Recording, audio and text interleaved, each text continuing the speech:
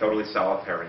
He's also, another thing happens in his taxidermy side is obviously very well-to-do, one of the members of the new bourgeoisie, post-communist bourgeoisie, comes in and says, I'd like you to do a taxidermy thing of this. And we don't see what it is until later, but it turns out that this man's a doctor, and what he wants to have taxidermized is the fetus of, presumably, which he aborted. It's very grotesque. So anyway, at the very end, basically, Laios gets a suggestion of turning himself into a work of art. So the very last sequence shows this art gallery opening with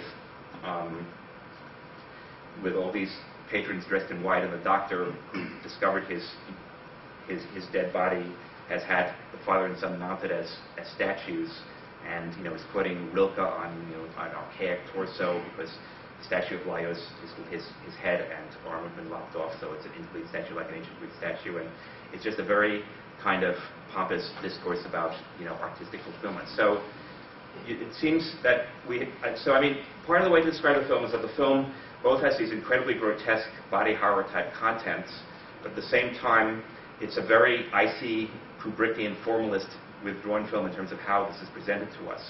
And the result is that it's very allegorical. It almost sets up a kind of formal diagram of these different societies and of the potentialities in them. And in the longer version, I actually have a chart. I won't go through, for reason of time, I won't go through all the things here because I want to talk about the other two films. But each of the three men sort of represents a kind of male anxiety or male panic disorder in under a different social system, a different form of how people are aggregated. You have the hierarchical aristocratic system of the army under fascism versus the mass public and displays of prestige and privilege under socialism versus a private atomistic isolation of capitalism. The war, sports, art as a kind of forms of fulfillment. You have these pairs of body things, masturbation and murder in the first part, vegan regurgitation, taxidermy and evisceration.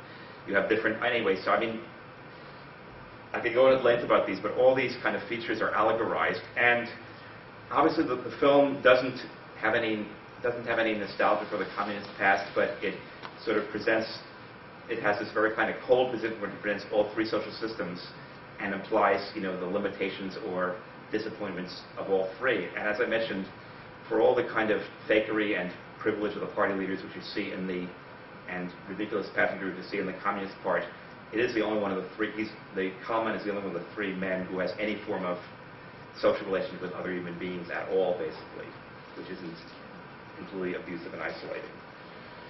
Okay, so here's a film made in 2006 where the director is probably too young to remember communism except as a child. Nonetheless, looking back on the history of Hungary and seeing these three social systems and viewing them without having the party pre that somehow what we have in the present is the culmination or is better than what exists in the past. Okay, from here I go back in time to W.R. Mysteries of the Organism by Dusan Makavejev. Makavejev is one of the most important directors of the 1960s and 70s. So he was Serbian, but Serbia was part of Yugoslavia back then. The film's 1971. He had made several films in the 1960s. His films always combined sort of documentary with fictional elements and combine sort of allegorical elements with other kinds of expressions. Makavejev is very interested in the relation of sexuality and politics. So W.R. Mysteries of the Organism, W.R. refers to Wilhelm Reich.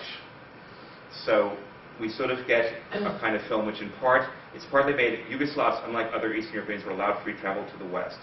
So he spent a lot of time in the U.S. He has a lot of documentary material about Wilhelm Reich, and he has stuff about communism and about the Soviet Union and Soviet Union's relation to Yugoslavia.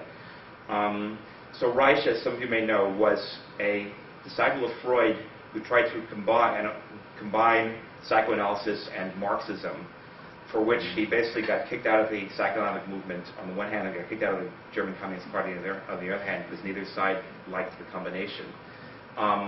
He fled the Nazis, of course, came to the U.S., and in the U.S. he sort of reestablished himself. By the 1950s, he described himself as a conservative Eisenhower Republican, and he had shifted from sort of the directly political utopian ideas that sexual liberation equaled revolution and equaled social and economic liberation to this kind of sort of quasi-mystical theory of orgone. Orgone energy was supposed to be this cosmic energy which pervades the universe, and if we can only harness it, then all our problems. So our psychoanalytic problems are due to the fact that He's basically saying, I'll try to summarize. We have cancer and disease because we're oppressed. You get rid of the repression through psychoanalysis, and you get rid of the cancer. The way to get rid of the repression is to expose our bodies to the positive orgone energy, which frees us up and stuff like that. He's psychoanalytically speaking, his main revision of Freud is that he works very hard on the body. He believes that, even in his earlier, more orthodox phase, he believes very much that neuroses are always evidenced in certain postures of the body. And if your body's really clenched up like this, that's sort of what you're visually doing if you're in a session neurotic and things like that.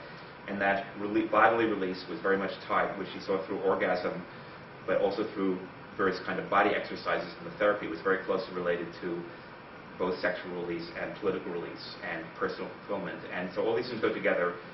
In the later thing in the U.S., it's collegiate politics, and it's more this kind of cosmic theory of orgone energy.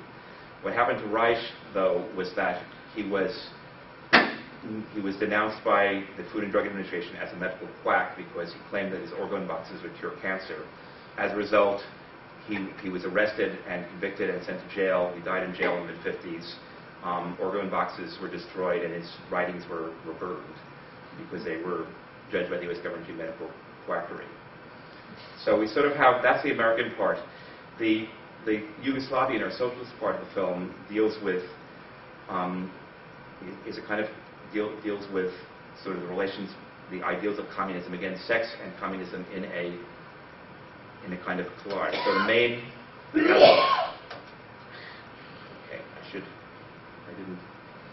we have a collage of, we have an allegorical story of Milena, a young woman who's a revolutionary who preaches sexual revolution as part of communism. So she's like in Yugoslavia at the present time talking about Reich's theories and combining them with communism. And her fate, what happens with her is a kind of allegory of the fate of Marxism in Yugoslavia and Yugoslavia's relation to the Soviet Union. We also have a lot of, so the film's very much a montage film. He's somebody who really takes Eisenstein seriously and offers kind of montage of, not just on the shot-by-shot level as Eisenstein did, but takes seriously the idea of intellectual montage, that by juxtaposing all kinds of disparate footage, you can create associational meanings which don't exist in the individual shots. So in the American side, besides this documentary, we have Reich. He also has stuff like Tuli Kupferberg, who is a singer in the band, a poet and a singer in the band The Fugs, goes around Lower Manhattan masturbating his gun as if it was a large phallus and singing the Fug song, Kill, Kill, Kill for Peace. This is juxtaposed with other scenes of both of commercialism on the radio, commercials for commodity goods on the radio, and sort of new sexual liberations resulting in the 60s. There for instance, Jackie Curtis, who was one of the transvestites in Andy Warhol's Superstar, who talks about his sexual fulfillment as a woman. We have all these kind of conflicting things on the U.S. side, and then on the socialist side, we have a story of Milena. Here's the thing where she's in the center back. She's giving a rousing, revolutionary speech to her entire apartment block about the need to have great orgasms and how this will fulfill the revolution, and so on and so forth. And this again is collaged with lots of other things, including shots of, not of Stalin actually, but of a Soviet propaganda film from the late 40s in which Stalin appears as this kind of savior figure.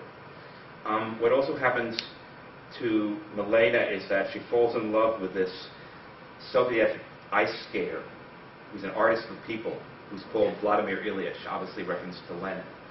And he's a very aestheticized, very idealized kind of figure who's